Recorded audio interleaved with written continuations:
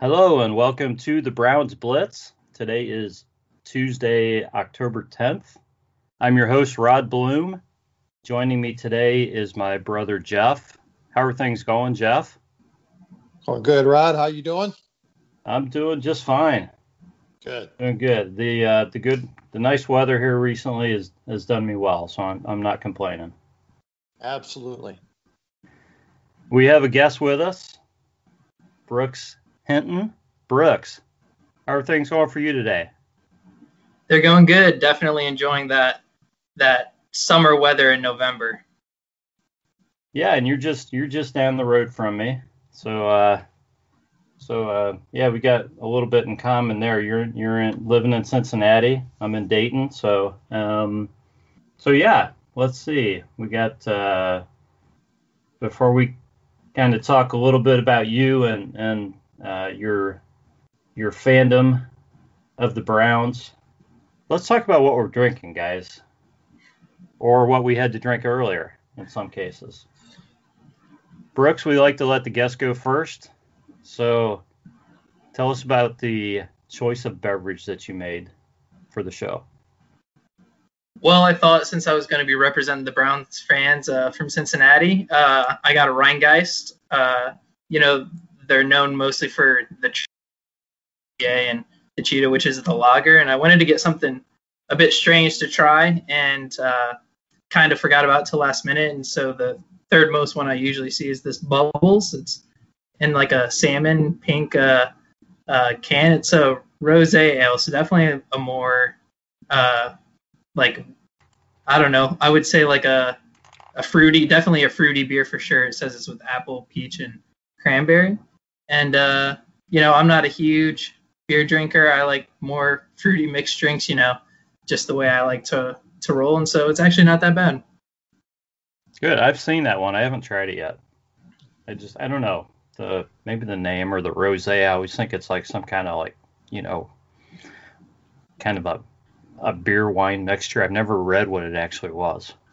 Yeah, it's got a little bit of that dry, like when you're drinking a wine, but it's definitely not enough to turn me away from it. I think it's actually pretty. I was surprised that I liked it. Well, good. Jeff, I guess you did your drinking a little bit earlier in the day, so yeah. You're where do you stand right now? I've just moved on to water, Rod. I mean, we're in leaf season here in the land of 10,000 trees. So, yeah, as I mentioned, I've been clearing leaves every other day for the past week, and upper back is just killing me. And so, the ultras that I swilled down earlier were just purely for medicinal purposes. And now it's, let me just rehydrate and, do the podcast before bed. Good choice. Yeah. We did leaves here a couple of days ago, and I think there's at least twice as many on the ground as what we raked a couple of days ago. So, right. So yeah. And the only problem is I get done working and I have like 45 minutes of light left outside. Yeah. So, right. So I don't know if I'm going to get back out there before the weekend, but I'm hoping they'll all be down by then. Yeah. So, yeah, we'll see. So, oddly enough, guys, I chose a Rheingeist as well tonight. I bought a few different individual beers, I think, a week or so ago. And this I kind of saved to drink while Jeff was on the show. It is a Cloud Harvest 03. Unfiltered Juicy IPA. Wow. So it is it's supposed to have notes of tangerine, lemon, and grapefruit in it. I taste a little bit of fruitiness in it, not too much. It's just kind of, maybe a little bit, but I think it's pretty good. So, I won't keep telling the same story over and over, but I've been drinking more IPAs, and I think I like to taste more and more. So I think this is a good one.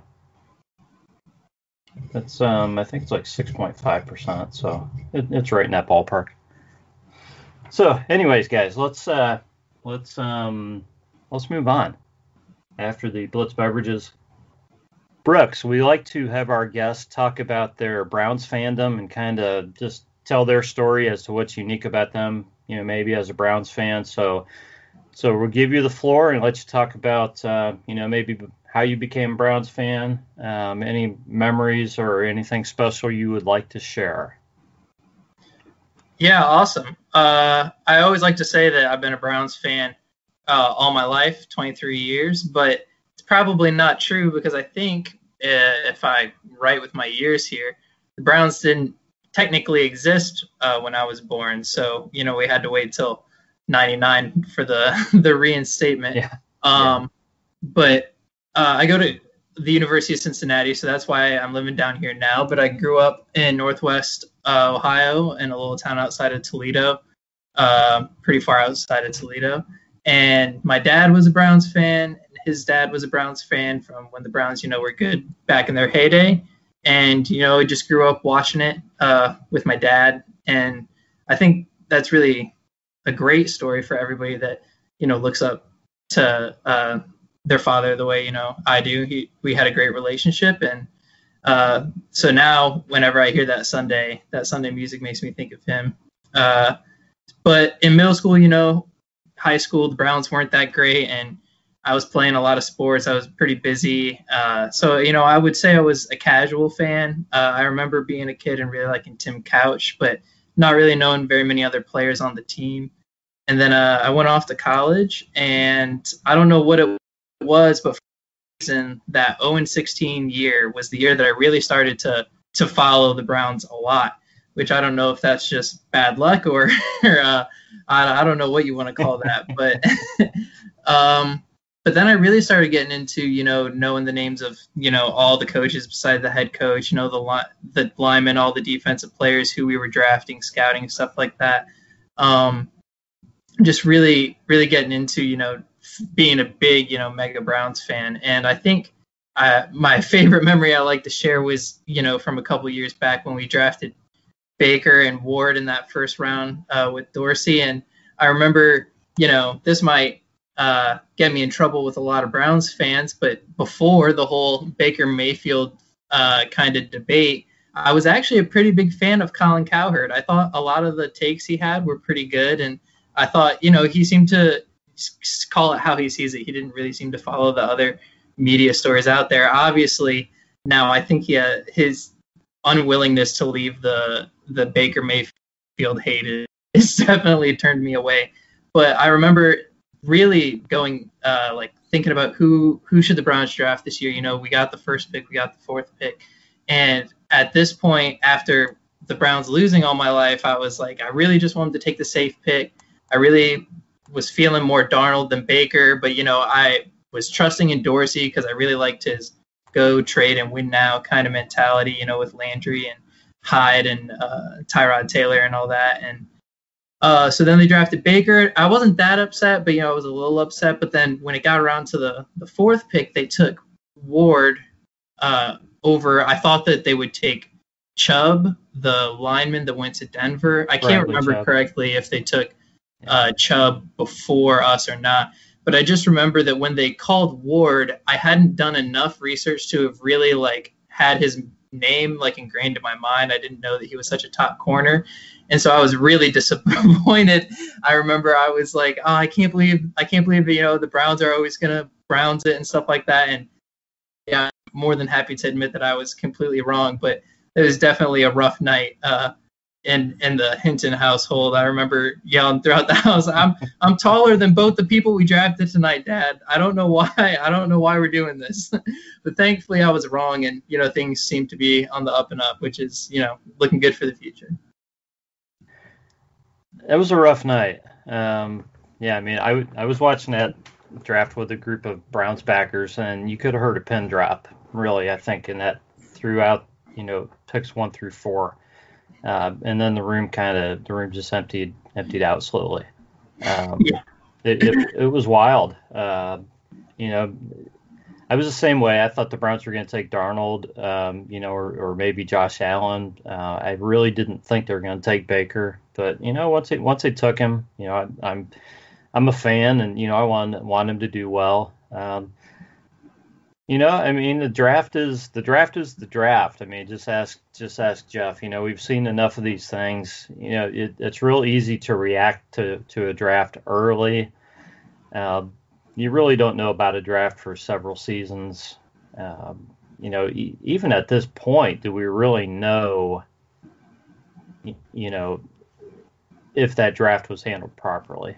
One thing you can count on with the draft, Rod, is no matter how high we pick or how many picks we have, Browns fans will always be disappointed at the outcome. I think maybe that draft is a good reminder that we're the fans for a reason, and it's our job to cheer on the team and not make the draft picks. Yeah, because we can look at guys that are gone, but the first 3 picks are still around, and they're pretty darn good players. So, yeah. Anyways, guys, so we're at the halfway point of the season. Browns 5-3. It's still, pretty good record, right? So we got 8 games left, and I guess we can start just by maybe looking at the first game, and then we'll take a look at the rest of the schedule. So the Browns face the Texans at home. Texans are 2-6. Browns are a 2.5-point favorite at home. The over/under is 53.5 on this game. So let's just talk real general first before we even bust out any stats. What do you guys expect to see in this game? Just kind of maybe just general ideas of what type of game you're looking for here. And we'll let you start, Jeff. Oh, okay. Well, the first thing I think is the Texans give up a ton of yards. So we're and almost as many points as we do. I think now it's slightly more. So again, we're looking at a pretty high scoring game, and I've been saying all year I'm going to take the over every week in every Browns game. So yeah. The great thing is that hopefully with the bye week and guys coming back, we're healthy for the first time in a long time. Hopefully Baker is able to get the COVID tests sorted out so that he can play. But either way you look at it, I think this is going to be a game of a lot of yards, a lot of points. Again, of course, I thought that would happen with the Raiders, but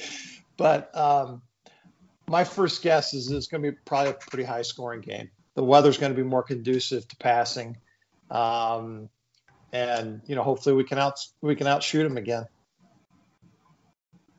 Yeah. So what do you think, Brooks? Go ahead. Yeah, overs have been great all around the league, let alone, in all the Browns games. So definitely a good bet there. Yeah. The Texans are such a weird team this year, with the whole offseason Bill O'Brien, drama, trading away Hopkins and stuff like that. And then watching their games, I just pulled up their schedule and I'm seeing here, their win-loss total isn't great. But, they've got the Titans to overtime. They've got the Steelers down by a touchdown. The Steelers obviously proved this last week that they're not exactly the team the Browns made them look like. But you can't discount Deshaun Watson and the offense. But I really think this game's going to have to be about Kevin Stefanski saying, we got the best running back, arguably, in the league back. We've got our line back at full force. Let's look at the film of when we were doing good. And whether Baker's there or not, it's got to be the return to pounding the ball, the play action, Baker having the easy throws that he likes to make. And in terms of the Browns' defensive side of the ball, one thing that has been really encouraging is they don't really seem to give up a lot of big plays. I was listening to the episode you had last week and, talking about how the Raiders had so much time of possession. How did the Browns, we only punted twice and we still only scored the 6 points. We just give up everything in front of us. So it's really going to be, I think, for the defense is finally turning that, keeping everything in front of us to actual stops. But I think the Browns could easily turn this game into a runaway if they stay disciplined and do those things. If not, then you might get one of those games that's kind of down to the wire, and they're going to have to fight for it. Yeah, I mean, if you look, the Texans have lost the time of possession battle. So far this season, they're averaging just around 27 minutes. They're also down in turnover ratio, -4. I believe Duke Johnson's going to be starting for him at running back. So they're down there. At wide receiver, I mean, Will Fuller's tough, guys, but he's doing a lot of it, by himself. Deshaun Watson's numbers are good, though. I mean, he's a good player, very good. And I was just looking at his numbers, and his numbers are actually similar to Baker's numbers. I mean, but better. I think he's 17-5, and Baker's 15-7, something like that. And he's thrown for 2,300 yards. On an offense with not a ton of weapons, I mean, he's doing a lot. So, but yeah, you really hope that the defense can slow down the few guys that they need to slow down on that offense, and make some things happen. So here's the question then. Nick Chubb, from all accounts, looks really good.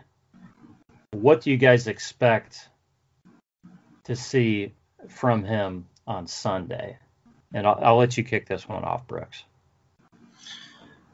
Well, I think it's going to really depend on, are they going to have him on some kind of pitch count? Or, are they going to have him limited? How, you've just gone off of, I think 5 games of, Kareem Hunt being your main ball carrier. So, the whole debate before the season was, how are you going to balance the two? And I think it comes back, to that fundamentally. First, are you going to try and wean Chubb back into the offense, or is he going to be 100% right away? I think no matter what, you're going to see, Kareem Hunt's a really good back, but once you see those first couple plays, if Chubb is pretty much up to speed, it's still going to be the wow. He just is hard to tackle, and he is always moving forward. Kind of really what Josh Jacobs did for the Raiders last week. I always felt whenever we were hitting Jacobs, it was another 3 or 4 yards, and then those runs of 2 or 3 yards were 5 to 7. Right. And I think that's what Chubb does so good, so well. So, yeah. What do you think, Jeff? You expect him to be on some kind of leash on Sunday? Yeah, I think so. I mean, I would be surprised if he gets more than 10 or 12 carries. Just trying to work him back into the offense. And there's so many weapons, as we've discussed on this team, that there's no need to burden Nick Chubb in his first game back. So yeah, I think I'd ease him back in. Great change of pace, versus what we've been doing the last few weeks. But not dump the offense on his shoulders. It doesn't matter how the game's going for you as far as how much you involve him or not? Or are you just doing it to be careful with him? No, I don't think it matters how the game is going. Again, I think we've got enough guys that can execute our game plan without having to build a game plan around Nick Chubb in his first game back.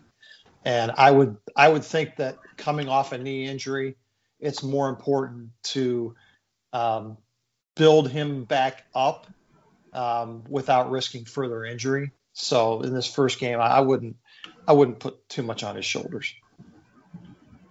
Do you agree with that, Brooks? Are you looking in that same area, 12 carries, or what do you think? Yeah, I'm not sure numerically what, I'm not very good at guessing that, but I 100% agree. If you're going to have one of the best running backs in the league, for the future, and everything about Chubb's personality makes me think that he would probably like to be with the Browns long term. You're not looking at a season where you're in your first head coaching year and everything's kind of starting to come together. Next year's really going to be the huge year where you expect him to be one of the more top teams in the NFL. To risk something in a game when you have a good record and this team isn't at the top of the league, 2-5 or whatever the Texans are. So I 100% agree. Definitely would make more sense to me to have him on that 12 to 15 carries area. Yeah, and I agree with you guys. I would be surprised if he gets more than 15.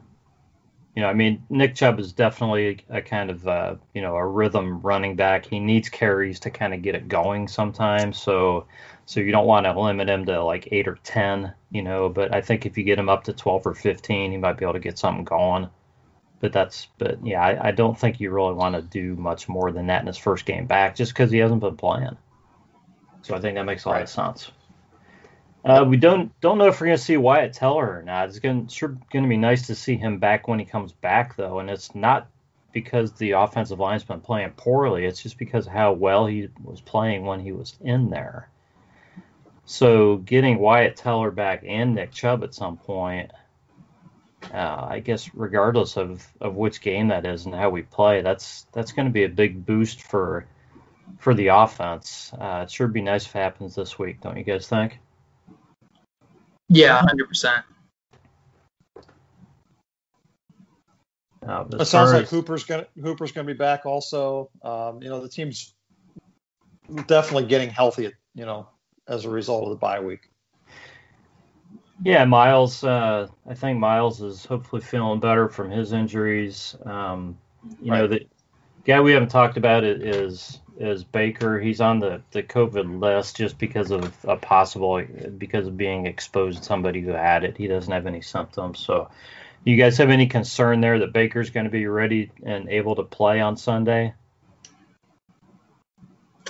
I don't think I have too many concerns. Again, I feel like even if he does test positive by some wild, the contact didn't just happen to happen.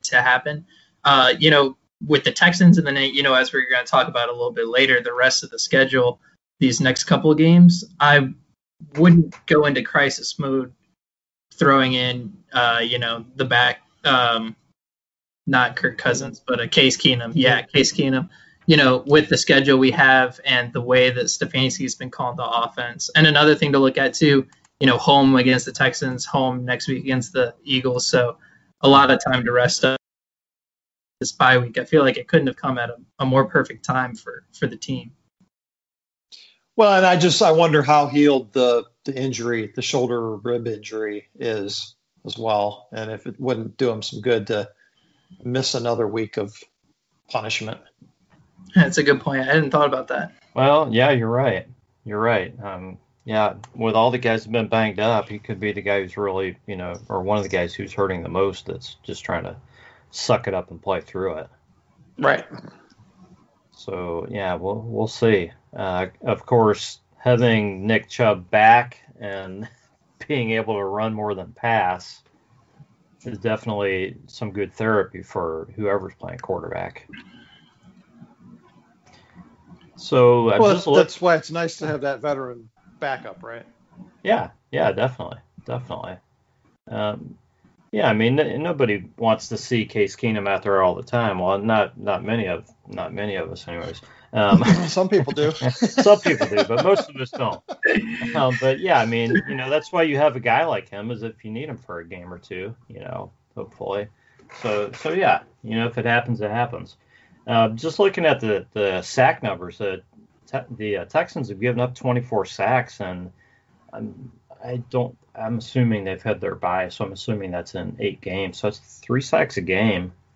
So you guys think Miles hopefully gets back on the board here in this game? That would be nice.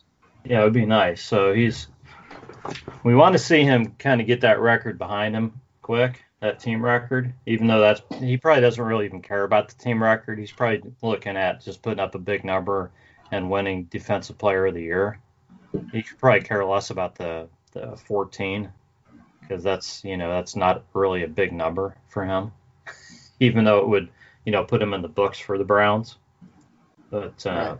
but yeah, definitely interesting. I think Miles is going to.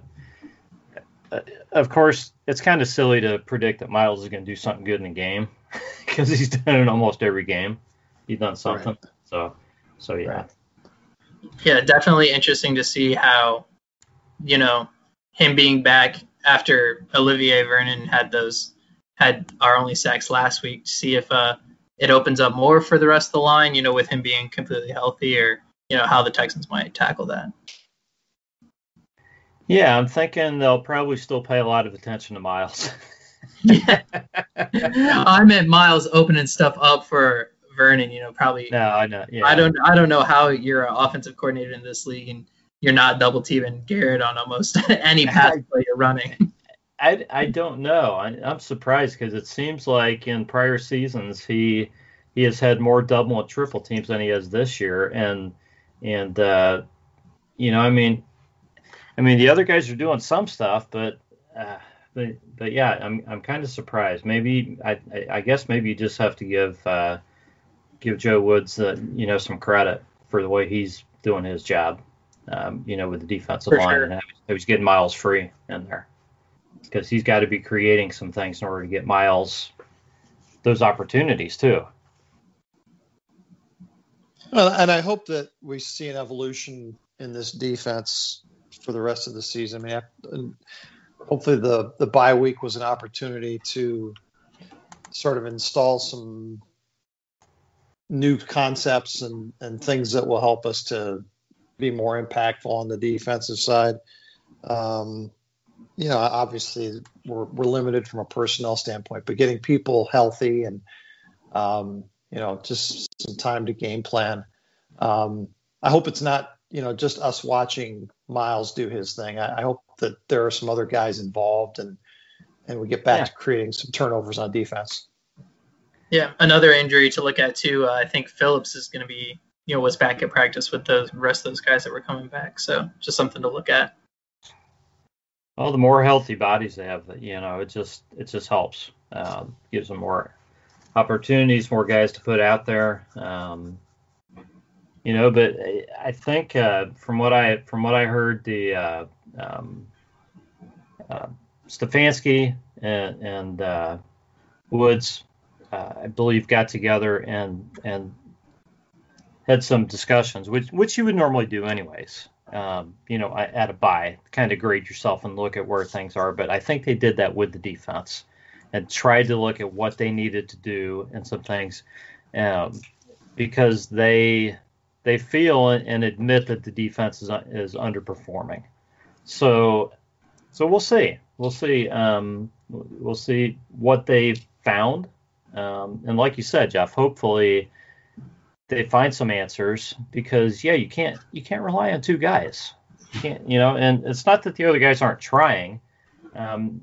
Maybe you need some new combinations. Maybe you need some new schemes. Put some guys in different spots. Help some guys and back up some guys where they need it. So hopefully they found some things out, and hopefully we'll see some differences. And some turnovers again would definitely be nice. Definitely. Mm-hmm. Yeah. So I tell you what, we'll hold off predictions for this Texans game till the end. Let's take a look at the schedule real quick. What we have in the second half, and we're not going to do this every week, but since we're at the halfway point, Browns go 5-3 in the first half. What do we think is going to happen in the second half? And you don't have to predict all this, but I'm just looking at it, and the Browns have the Texans at home. They got the Eagles at home. Then they go to Jacksonville, to Tennessee. Then they host the Ravens on a Monday night. Then they go to the Giants and Jets, same place, I guess. And then they host the Steelers in the obligatory season finale. Just happens to be in Cleveland this year somehow. So just going through this, I mean, there are 3 games against teams with winning records. Steelers, Ravens, and Titans. And I mean, they're good teams. Titans have kind of been a little up and down. They have not looked like the team that killed everybody, for at least a period of time in the playoffs last year, every single week. But man, they're a tough team when they're rolling. I'll say that. So beyond those three teams, I think,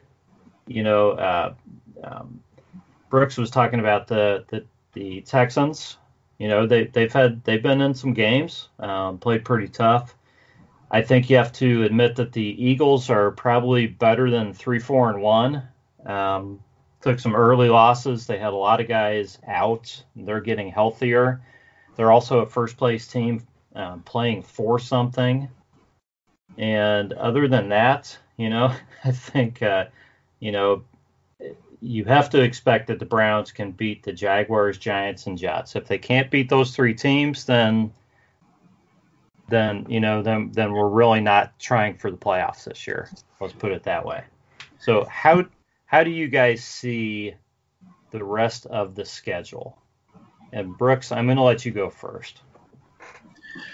Yeah, I remember looking at the schedule at the beginning of the year and thinking, man, it looks like we got pretty lucky with the schedule. And looking at it at the halfway point now, to see the Cowboys are the team that they are, especially that first half, pretty even luckier perhaps. I think 5-3 again for the back half is not asking a lot from the Browns at all. I think if you win the games you expect them to win against, like you said, both New York teams and Jacksonville, and then I think even though the Eagles and the Texans are maybe a little bit better than their record, although I'm not anywhere near a believer in Wentz, I think you are the better team. So if you win the games you're expected to win and you lose the games you say, well, we haven't been able to play necessarily the greatest in the big game moments, you drop those. I think looking at 10-6 is definitely not unrealistic at all. I think it'll be nice for the Browns to have the games against their divisional opponents that they lost in the first half, the Ravens and the Steelers at home. I think it'll help them out. And, I think we caught the Ravens and we caught the Steelers at times when they were hot. And now the Ravens regressing a little bit. And, the Steelers last week regressed a little bit. How much of that is Big Ben's injury or whatever is going on, who's to say. But I think the 5-3 is what I would post as my goal for the Browns here in the second half. Yeah. And what do you think, Jeff? Well, I think every year you win games you win a game you're supposed to lose, and you lose a game you're supposed to win. Maybe losing to the Raiders was the game we were supposed to win.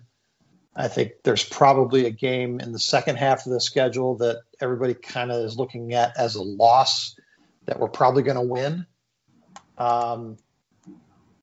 That may be the Ravens at home. That may be the last game against the Steelers, just depending on what's on the line at that point and, who the Steelers rest.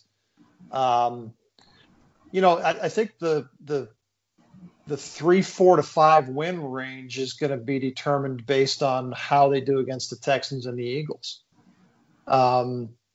These are two games that we should be competitive in.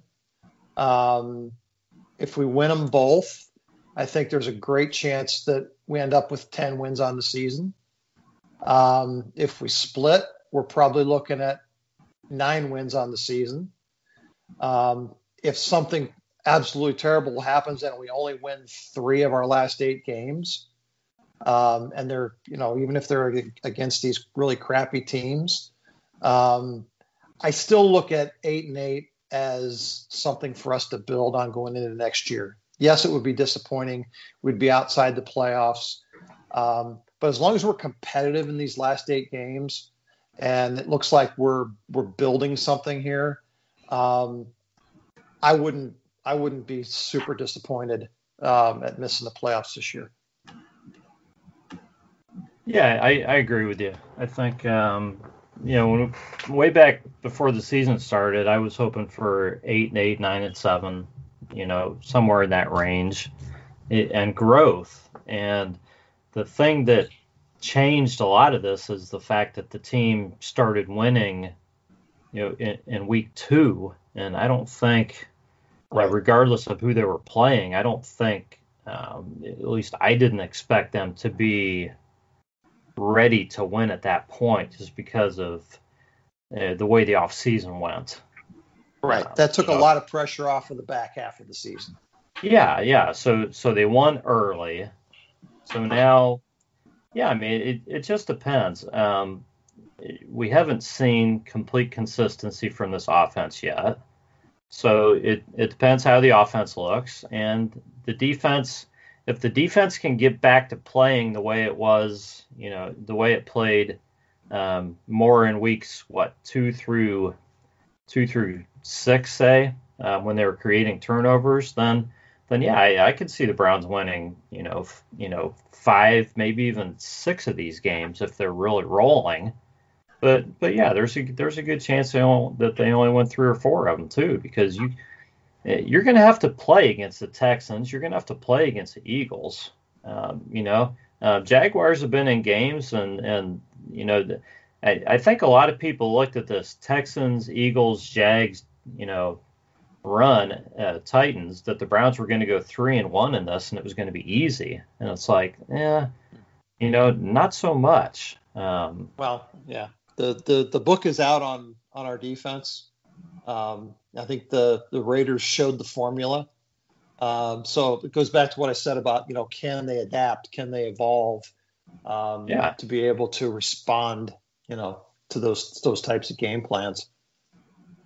Right. If the Raiders can do that, I mean, what are the Titans going to do against the Browns running the ball? Run for 300 yards. That could be an ugly game quick. So, yeah, but no, if the Browns can beat the Texans, if they can split Texans, Eagles, and beat the Jags, and beat the Giants and Jets, that's 4 wins. That's 9, and you never know. Maybe they can steal one against the Steelers, Ravens, or Titans. Yeah, it could happen. It could definitely happen. So yeah, but 8, 9, or 10 wins, I'm happy. I'm happy. Yeah, that's I think the thing that most Browns fans, at this halfway point have to kind of keep at the back of their mind is, what were your expectations after the huge disappointment of the Kitchens season and getting a new head coach and all this murky what is our offense going to be, how is it going to work, to then you were winning against the Cowboys, who at the time we thought were a better team than they are, and the Colts, and you're sitting at 4-1 and thinking, oh, now we should only lose 3 games the rest of the year. You have to remember those expectations you had at the beginning of the season and say, hey, if we're pushing for a playoff spot by the end, that's for a first-year head coach and, Baker under his 3rd or 4th head coach in the NFL, that's a good season for sure. That's very true. Yeah, I mean, guys, Jeff, I'm going to relate this back to cars. This is like we got a new driver for this car we're going to enter in this car show, and we put some nice wheels on it, and we've got a nice engine in it, and and we've kind of got the body together, but we haven't painted it or bought a new convertible top for it, and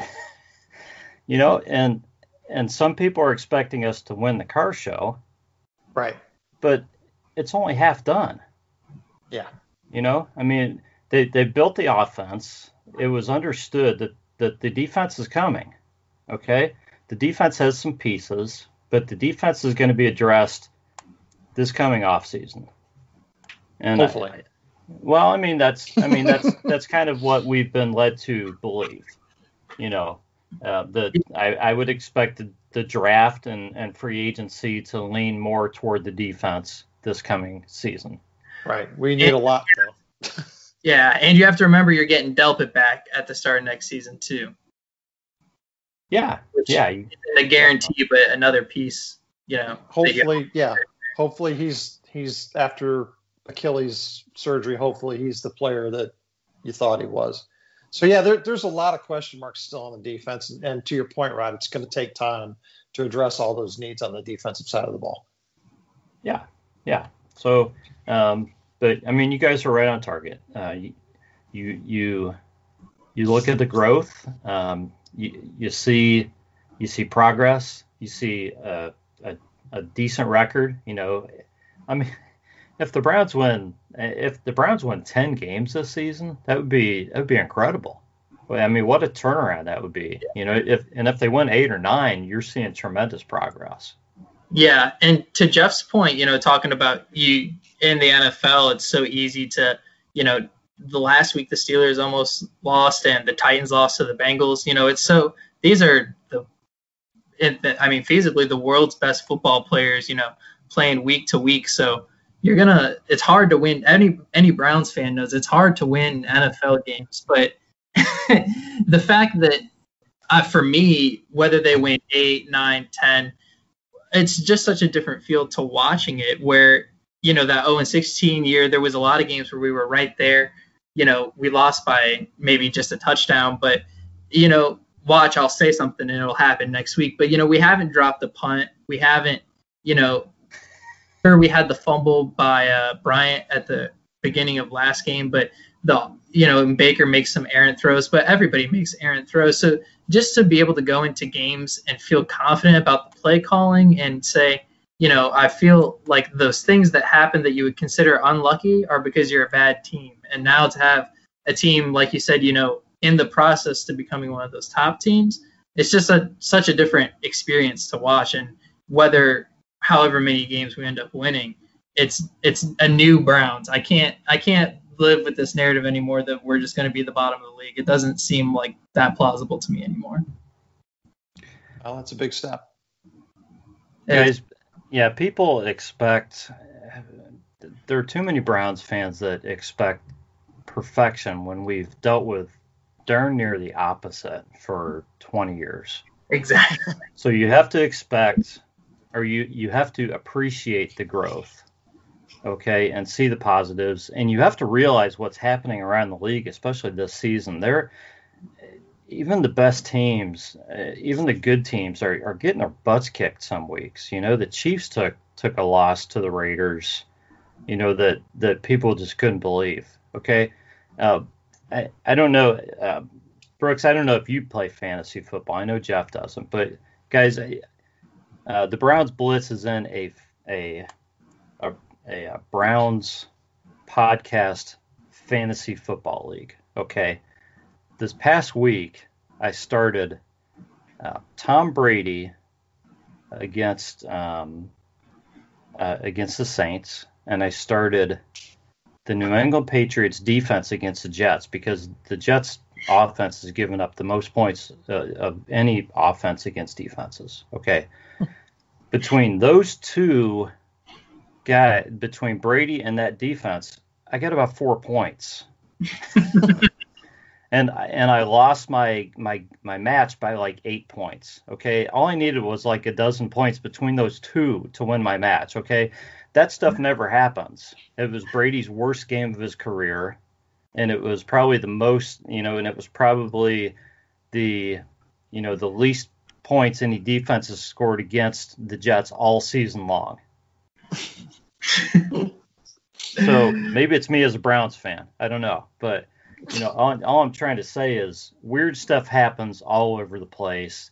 You can't expect weird stuff not to happen in Cleveland, even when we're coming back. So you got to let these guys grow. If they get their butts kicked 1 week, it doesn't mean that things are going wrong. You just gotta take a step back and learn from it and move on to the next week. Right. That's what the good teams do. Yeah, 100%. And a lot of that starts with who's in charge of the team. How are the practices going after? What are they looking at? So definitely, it seems almost every Browns fan is super happy with Kevin Stefanski so far. So I hope that keeps up as well. Yeah. So guys, maybe you don't know this. The ladies do. Etsy.com. go there and check it out. It's not just for women. It's a place where you can go and shop and find something for the special lady.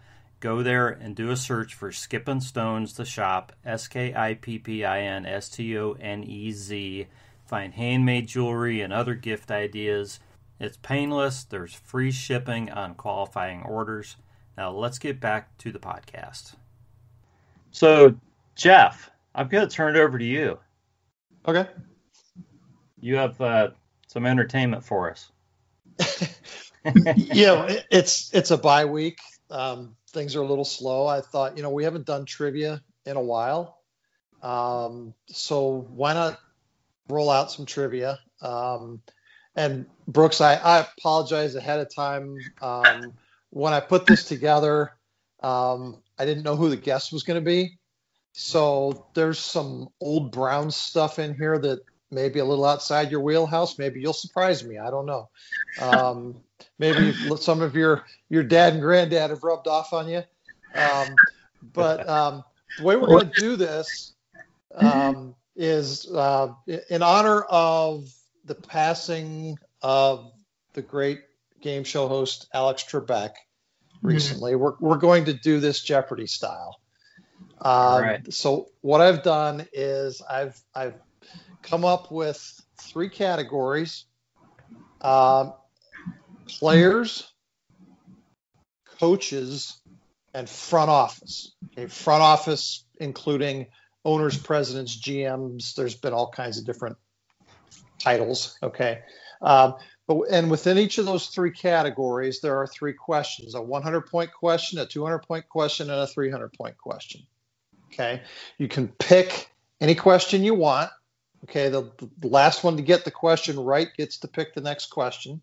We're going to add points. We're not going to subtract. Okay. So first guy that shouts out his name gets to answer first.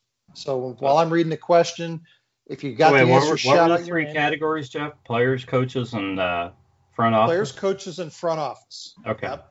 So you can take players for 200. You can take front office for 300. Once we use a question, it's out.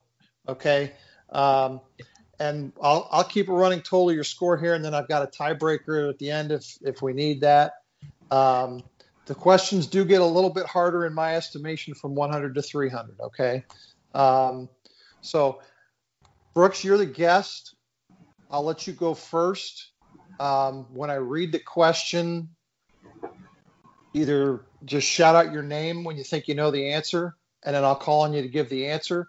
If you give the wrong answer, I'll give the other person a chance at the question. If nobody gets it, we just move on. Okay? Awesome. Yeah, I'm excited. Right. I definitely might have a Google tab open in the background, but you don't have to worry. Yeah, well, that's cheating. That's cheating. I think I get 500 points for that. What I'm going to do is I'm going to count down in my head 5, 4, 3, 2, 1. And if you don't give me an answer, I'm going to buzz you. Okay? So no time for Googling. All right.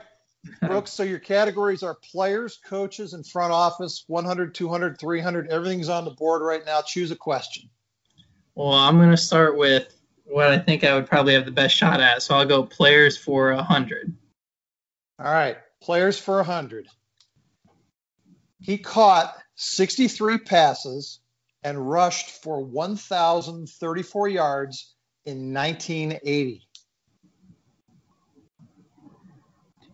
If this is 100, I'm not feeling good about the rest. Rod, you want to take a shot at it? 1980. Greg Pruitt. You were very close. It was actually Mike Pruitt. Was it Mike? Okay. I knew it was one or the other.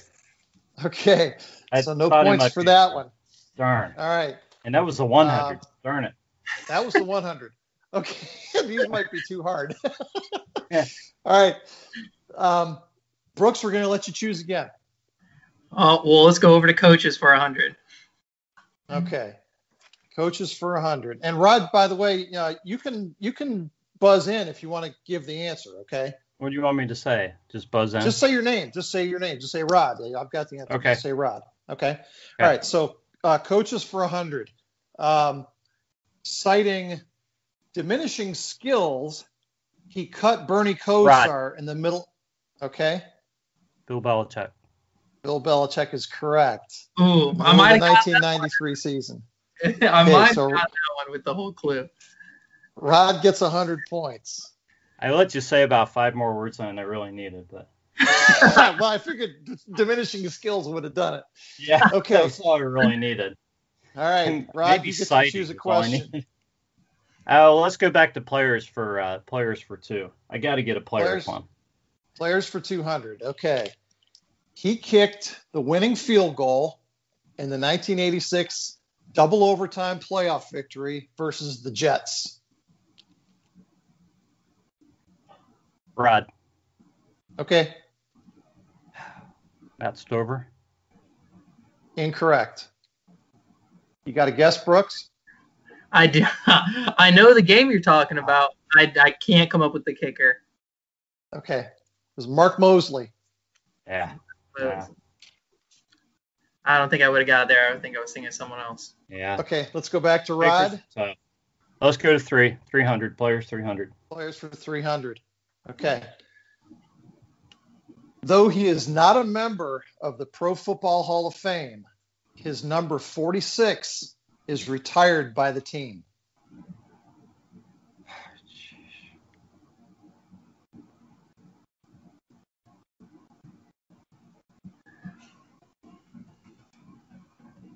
Time. I don't know. Neither one of you wants to take a shot at it. There's only 5 uniform numbers that are retired by the Browns. His number 46 is Don Fleming. Fleming. Number 45 is Ernie Davis. And what they have in common is they both died young, actually within 17 days of each other. So Don Fleming's uniform was retired in 1963 after he only played with this team for 3 seasons. He died in a construction accident. Wow. So, yeah. I'll be honest, I did not know much about him. Okay. All right. So that wipes out players. A very successful category for Yeah. We're gonna go back to Rod. You've got coaches for 2 and 3. Coaches for 200. Okay. His Browns team was the last to win a championship in 1964. Rod. Go ahead. Blanton Collier. You got it. Correct. Yeah. See, for me, I'm recognizing all the names, but I not exactly my forte. Like I said, it's a little unfair probably to you, Brooks. All right, we'll go coaches for 3. Coaches for 300. A Hall of Famer who appeared in a Super Bowl as both a player and a coach. Time. Either one of you want to take a shot? I'll take a shot. Go ahead, Ron. Oh, no, that's not who I was thinking of. I don't know who it is. It's Forrest Gregg. He actually okay. won a Super Bowl with the Cowboys in '71 and the Bengals to a loss in '81, but he also won 6 NFL championships as a Packer. Okay. All right. So that leaves us with front office for 1, 2, and 3. Go ahead, Rod. We'll start with 1. All right. Not feeling real confident in this category. I don't think either one of us is.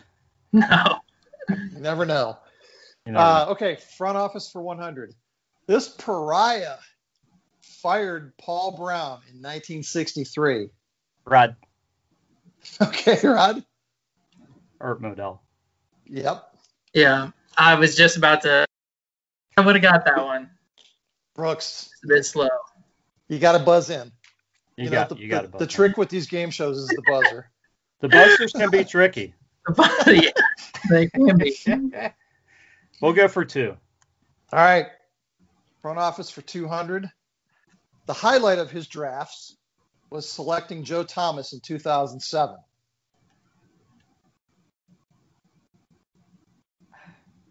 Brooks. Go ahead, Brooks. In 2007. I'll try Sashi Brown. I don't think it's right. I think it's too early for him, but I had to guess. That's not correct. Yeah. Got a guess, Rod? Phil Savage. Correct. Brooks, you could have made it close with that one. Yeah. Okay, Rod. I just had last I had to question. say something. Last question, and there's no daily double. Well, what the hell? Let's make this a daily double. Yeah. Front office for 300. With Paul Brown, he founded the team in 1945.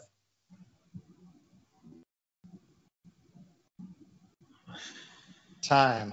I don't remember. Anybody got a guess? I don't remember his name. Yeah, I can't come up with it either. Arthur B. Mickey McBride. Yeah. I knew. I just couldn't think of his name. All right, so Rod ends up with 600 points. Brooks takes the collar. Congratulations, Rod. It's like those people that were on that clip of Alex Trebek doing the football Jeopardy, and they couldn't come up with any answer in the whole category. Right. This, all right, so here's what we'll do. We'll go double or nothing, okay? The tiebreaker question is, tell me the total number of points scored by the Browns in the regular season games in 2019. And what we're going to do is give you 2 points for each point that they scored. So we're guessing how many points they scored total? Yeah, how many total points the Browns scored last year in regular season games. So all 16 games added up. And what? Whoever's closest? Yeah, whoever's closest is going to get the number of points that they scored times 2. So Brooks can technically catch you on this one, Rod. Okay. Trying to think. He's looking it up. No. We're at time. Scouts on Your guesses. How many? I'm gonna guess 485. I'm gonna go with 297. Okay, Rod, you're a lot closer. Yeah. There's actually 335. Okay. Wow. I figured somewhere around 300. There was more. Maybe I'm thinking about this season when we're actually scoring about 30 points a game. Yeah. Well, I tried my best to give you a chance, Brooks. You know what? But you're up appreciate against the Browns trivia master. Well, I didn't really prove that tonight. I can tell you that much, Jeff. I missed some questions I should have gotten as a master, but anyway, that was fun. Good job of putting that together, Jeff, and Brooks. Nice job of competing. Hey, anything to honor Alex Trebek. That's right. Right. That's right. So, guys, let's throw out some predictions for the Texans game. Whatever you guys want to predict, score and or individual performances for the game.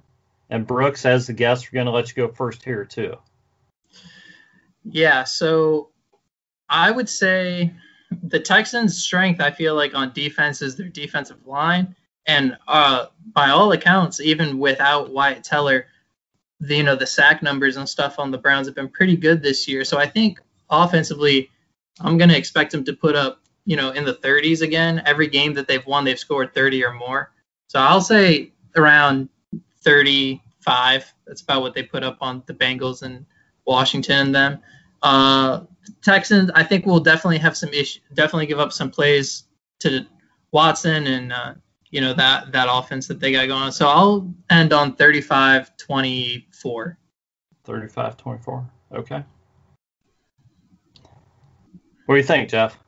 Well, that's pretty close. I had written down 34-21. That gets us to 55, and the over-under, what did you say, it was 53.5 or something? Yeah, 53.5. Yeah, so I think, I whiffed, against the Raiders, thinking that was going to be our high-scoring game. Well, weather too. But I think, in better weather conditions, this actually should be perfect weather conditions for football. I think, getting guys healthy, and again, assuming that Baker plays, I I think the Browns, probably put up a pretty good number. I'm going to go with 34. And I think our defense is going to put it together and figure out how to stop Deshaun Watson or at least hold him to 3 touchdowns. Yeah, and I agree. I think that the defense is going to surprise some people in this game. I just feel like they have a pretty good performance coming, and I think the overall score is going to be. I'm going to take the under. I don't know why. Yeah, maybe I'm crazy. But I think the Browns win 28-17 to break that mold of scoring 30 points in every win. And I just feel like maybe the defense, maybe there's going to be something a little different this week, and whether it's turnovers or whether they get some key stops, but I just think they're gonna play tougher this week. We'll see what happens. So, all right, guys, I think we're gonna close down shop. Brooks, I'd like to give you a chance to leave everybody with some words of wisdom or some parting words, whatever you prefer. Well, after my Jeopardy round, I'm not sure words of wisdom would be the right term. But I guess my closing remarks would be that no matter, kind of to hit on what we were talking about earlier, no matter how the end of the season goes, I feel like the narrative of the Browns team that we've seen the past 5-6 years, I think with this head coach, and whether you believe Baker is the answer or not, I feel like it's got to be put to bed. I think the talent is too good. The coaches are too good. Barry and seem to have a great relationship. So, maybe I'm always a little bit too optimistic, and maybe that's what being a Browns fan for your whole life will do to you. But I'm excited for not only the rest of the season, but the years to come. So. Well, it's not what it does to most people, but I'm glad it does it to you because it's kind of done that to me a little bit too, or maybe it's just the kind of people we are. I don't know. Jeff, I'm gonna let you have a couple minutes, say whatever you'd like to say. Also, okay. The Browns have in 9 of the last 12 quarters looked absolutely horrible against pretty good teams. It's time for them to rebound. It's time for them to take this bye week and good health and put it all together.